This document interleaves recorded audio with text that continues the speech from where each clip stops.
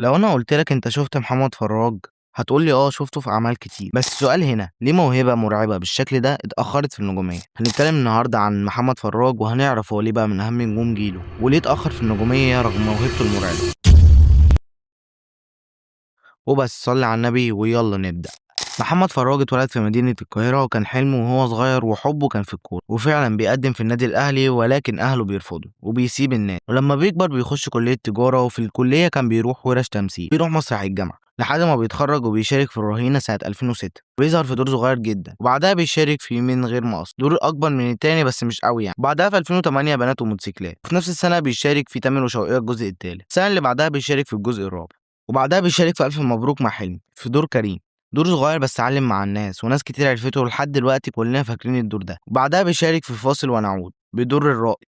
وبعد كده في 2011 تحديدا بيشارك في 18 يوم وبيعمل دور حلو جدا وفي ناس كتير عرفته من الدور ده، بعدها بيشارك في هرج ومرج بدور ذكي، وبعدها تيتا رهيبة والدور ده بيتشهر جدا وبيعلم مع الناس، بعدها بيشارك في دور أكبر في المصلحة بدور سليمان المسلمي وعمل دور حلو جدا وكان أداؤه حلو برضه، وبعد كده محمد فراج بيتشهر جدا وبيعمل فيلم من بطولته وهو فيلم القشاش بدور سيد القشاش وهو نسبيا نجح كأول بطولة مطلقة، بعدها بيعمل فيلم من بطولته باسم قط وفار وبيحقق 600 ألف جنيه، 600 ألف جنيه وقتها ما كانش أفضل حاجة لأن ساعتها ولاد رزق كان محقق 23 مليون جنيه وأقل فيلم كان محقق 4 مليون، بس يعتبر كتاني بطولة حلو، وفي الدراما عمل الجماعة والمواطن إكس وبيشارك فيه بدون ذكر أسماء وكان عامل دور جامد، وبعدها عد تنازلي وإمبراطور مين ولعبة إبليس وتحت السيطرة بدور علي روبي. نرجع للسينما، في السينما سنة 2016 بيشارك في هيبتا المحاضرة الأخيرة بدور محمود الدريني، الصراحة أنا ما شفتوش ولا شفت الجزء التاني بصراحة، وفي 2016 بيشارك في خانة إليك بدور خالد وده برضه ما شفتوش، وبيشارك في الماء والخضرة والوجه الحسن ده أصلا أنا لسه سامع عنه وأنا بعمل الحلقة، فده كان اختيار وحش لمحمد فراج لأنه عمل عملين من بطولته يجي يشارك في عمل زي ده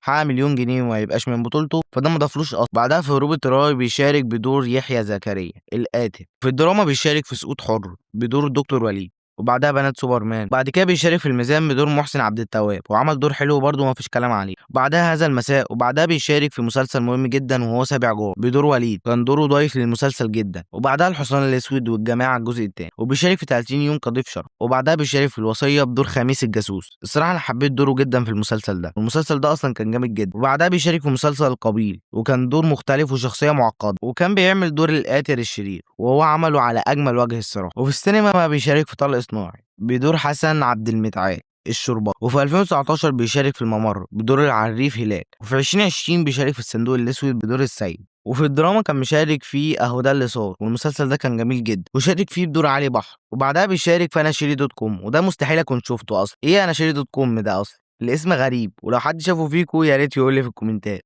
وفي 2021 بيشارك في خلي بالك من زيزي بدور احمد، وبعدها بيشارك في ضد الكسر بدور كريم الدمنهوري، وفي نفس السنة بيشارك في مسلسل من أفضل المسلسلات وهو لعبة نيوتن وعمل فيه دور عظيم جدا بدور مؤنس المحامي، والمسلسل ده نجح جدا وحقق نجاح جامد، وبعدها بيشارك في اللي يختار اتنين بدور شاكر، وبعد كده بيعمل من بطولته مسلسل جامد جدا وجديد كفكرة وكقصة وكإخراج وكتمثيل عظيم من محمد فراج، مسلسل غرفة 207 بدور جمال الصواف، والمسلسل ده بينجح جدا جدا جدا وبجد يستحق النجاح ده لأنه كان مسلسل طرش، وبعدها بيشارك في حرب وبعدها بطن الحوت، وفي نفس السنة بيشارك في فوي فوي فوي وبينجح وبيحقق 32 مليون جنيه، وبعدها بيعمل أهل الكهف ولحد دلوقتي ما شفتوش الصراحة، وبرضه لو حد شافه يا ريت تقولوا لي في الكومنتات، وفي المسلسلات بيشارك في منتهى الصلاحية مسلسل جديد جدا ومحمد فراج عمل دور حلو قوي فيه دور صالح، وبعدها بيشارك في كتالوج وبيشارك في ورد وشوكولاته، يعني تقريبا كده، وبعد كل المسيرة دي محمد فراج أدوار البطولة اللي نجحت واللي بعدها بقى نجم لعبة نيوتن وفوي فوي فوي وغرفة 207 ومنتهى الصلاحية وورد وشوكولاته وكتالوج،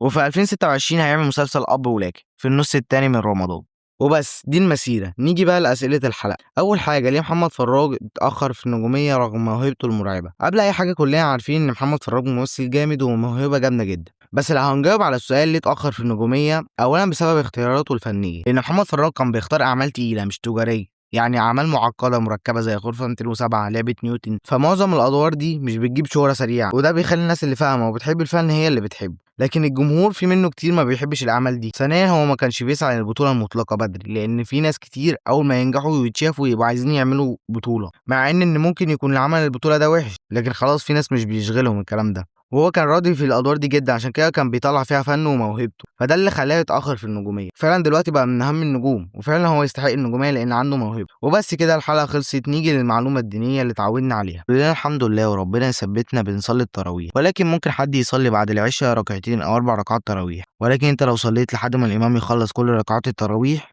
أنت كإنّك قمت ليلة كاملة. وده مش كلامي، ده حديث عن النبي عليه أفضل الصلاة والسلام. ويا ريت كلنا نصلي على النبي عليه أفضل الصلاة والسلام. وبس، سلام.